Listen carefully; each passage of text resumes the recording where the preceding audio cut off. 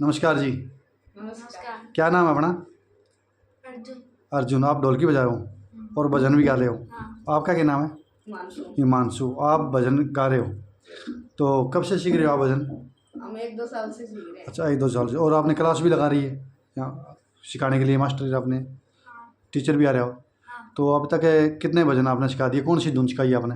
9 भजन सिखा दिए। अच्छा, 9 भजन सिखा दिया। और इस पर धुन बनानी है, ये याद है? हाँ। अच्छा, ये इसको क्या बोलते हैं? वो पेड़। अच्छा, पेड़ बोलते हैं इसका। तो इसका क्या फ़ायदा है? इसमें से धुन निकलती है भजन बनाने के लिए। हाँ। अच्छा जी। तो क्या नाम आपके टीचर का? राज। अच्छा, कहाँ के आने वाले? कहाँ? बताना। अच्छा, मटाना के रहने वाले हैं। तो कितना टाइम हो गया आपको सीखते हुए? 1-2 साल हो गए। अच्छा, तो आप लगभग आधे कलाकार बन गए। ये देख से ढोलकी बजा रहे हो, ढोलकी अच्छी बजा रहे हो, तो हमारे दर्शकों को भजन भी सुनाओगे आप गा के? भजन भी सुनाओगे गा के? तो आपने वीडियो अच्छी लगे तो शेयर करना, इनके हम भजन सुनाएंगे आपको।